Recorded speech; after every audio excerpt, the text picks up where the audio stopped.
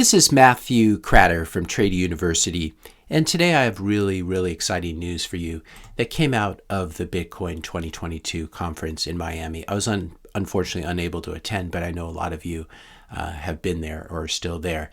And the news is this: Bitcoin is now coming to stores everywhere in the US, in the EU, in Canada, in Australia. We're not just talking about El Salvador. Very soon you're going to be able to use your Bitcoin, if you so choose, to buy anything: groceries, to eat at a restaurant, to pay on an e-commerce website. And this really gives the lie to the old critique: you can't buy anything with Bitcoin. Now, it's always been possible to buy something with Bitcoin on a peer-to-peer basis, but it hasn't yet been rolled out to the masses. This is how new currencies work. They first become a store of value, and then they become much more widely accepted as a medium of exchange. And Bitcoin is really following this path. So we have this guy, we have Jack Mallers, who loves to do his Zoom from a women's clothes closet in his penthouse in Chicago, I believe it is.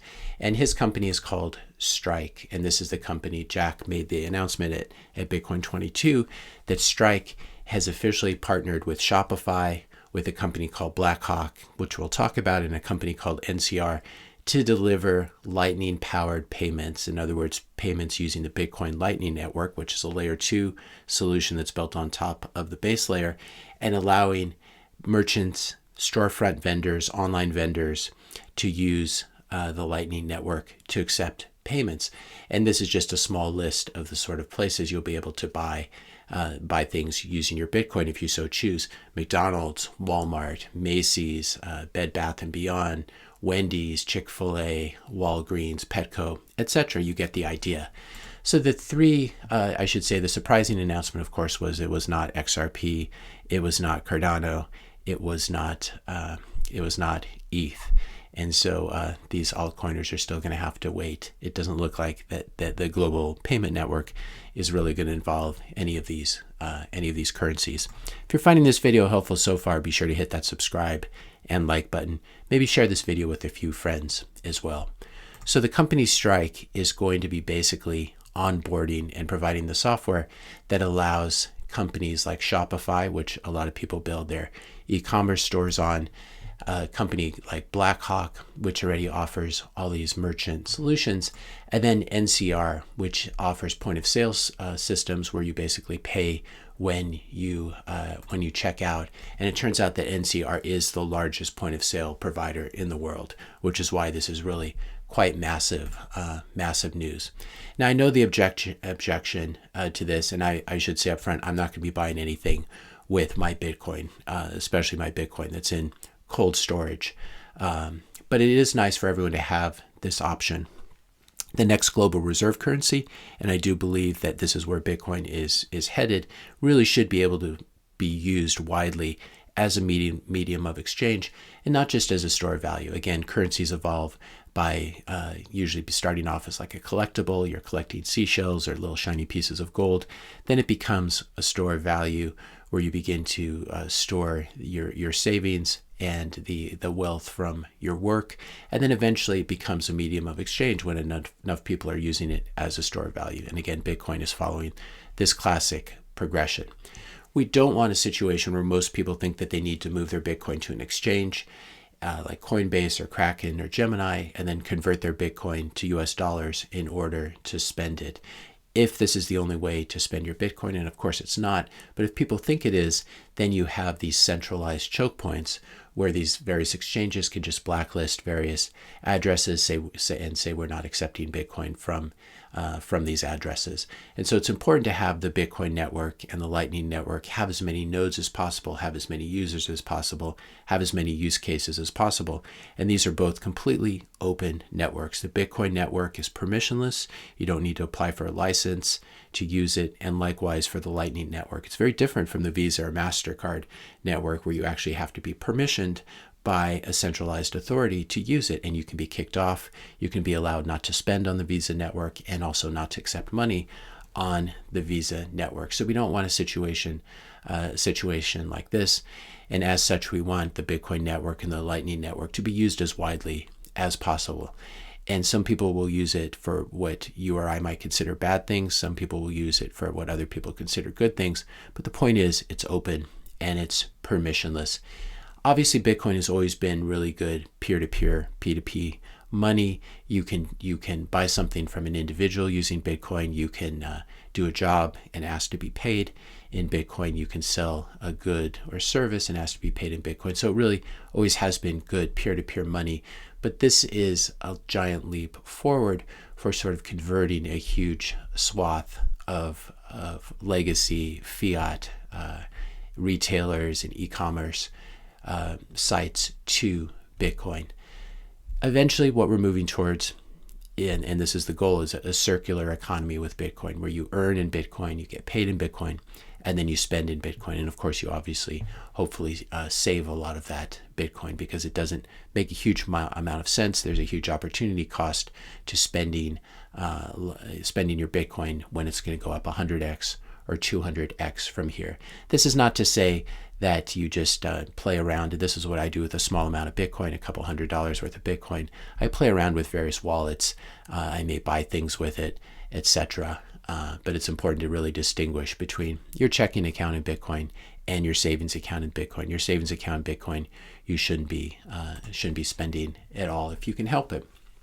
So this offers very, very good incentives. This new Strike partnership offers very, very good incentives for merchants, because now they don't need to pay that 3% credit card processing fee. And this is a fee. This should be, in other words, payment. This is one thing. If I were an executive at Visa or MasterCard or American Express or Discover, I'd be very worried about this, because this is a much lower cost solution, and as such will eventually displace things like Visa. So Visa better really get on board with Bitcoin and make their network interoperable with the Lightning Network or the Bitcoin network to the extent that they can. So if a merchant has traditionally been paying a 3% processing fee, credit card processing fee, which really comes off the top. So if they sell $100 worth of goods, they have to pay 3% off the top, so they're left with $97. So if their margins used to be, let's say they had fairly low margins like a grocery store or other sort of common retailer, let's say their margins used to be 3%. In other words, for every $100 of revenues, they get to keep $3. Just by removing this credit card processing fee, they've now doubled their profits, because their margins have gone from 3% to 6%. So this can have really, really large effects on the operating and net income of businesses, and especially for low margin businesses like grocery stores. This is really huge, because it adds a lot of grocery stores have margins that are closer to like 1 or 2%. So you'd be almost tripling, in some cases tripling their margins. In addition, the merchant gets instant irreversible settlement. They're not going to be chargebacks. They're not going to have to wait for days or weeks to get paid out. So this is really a good deal for merchants, which should aid in merchant adoption. No more chargebacks, where the person may get the product and then say they never received it. And so in many ways, doing something on the Lightning Network with Bitcoin, it offers that same final settlement like physical cash, but the convenience of it being digital. So I think one question which a lot of you will probably have is, so how does Strike make money with this? Obviously, they're not a charity, they're a business. Presumably, they're going to take a small spread on that Bitcoin US dollar conversion. So let's say, for example, you're paying with Bitcoin, it gets sent across the Lightning Network, and then it gets converted to US dollars right before it hits the merchant. On that conversion, maybe they'll take a small fraction of a percentage point, maybe 20 basis points or 50 basis points or something like this. But either way, it will be a huge improvement on the 3%, that 3% credit card processing fee.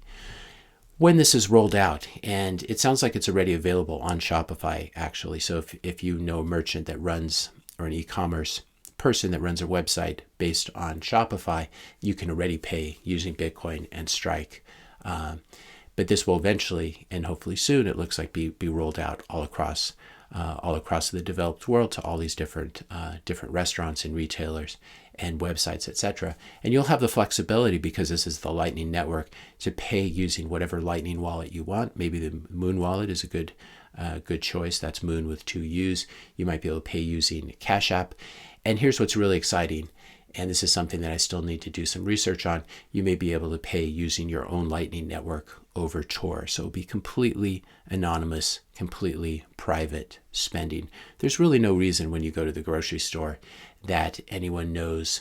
And it's not that you're buying some sort of weird objects or something like that, but why should people know your name? Why should they be able to link your grocery purchases to your name, your address, your social security number, your age, your birth date, etc.? This is really quite ridiculous. And one of the advantages that physical cash still has, even though it's less and less widely accepted, is that provides this sort of privacy and anonymity. And again, privacy and anonymity are meant for everyone. They're not just meant for criminals or people who are doing weird things or illegal things with their money. It's important to have privacy as a default setting in your life and in everyone else's lives. And then if you want to tell people what you bought, if you want to selectively reveal parts of your life to people, then you have that option. But if everything is KYC'd, if you spill all your personal information whenever you do anything, you just drive to the grocery store and Apple tracks your movement and the grocery store knows exactly what you're buying and where you live and your home address, or at least Visa does.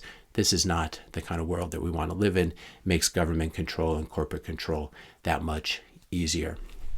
So merchants and people buying with Bitcoin will get instant settlement over the Lightning Network. And then the merchant can choose whether they want to end up with US dollars or euros or really any currency, especially Bitcoin. So there won't be any sort of tax event on the merchant side. Now, in the US, there is still theoretically a tax if you spend your Bitcoin. In other words, if you convert it to fiat or if you buy something with it.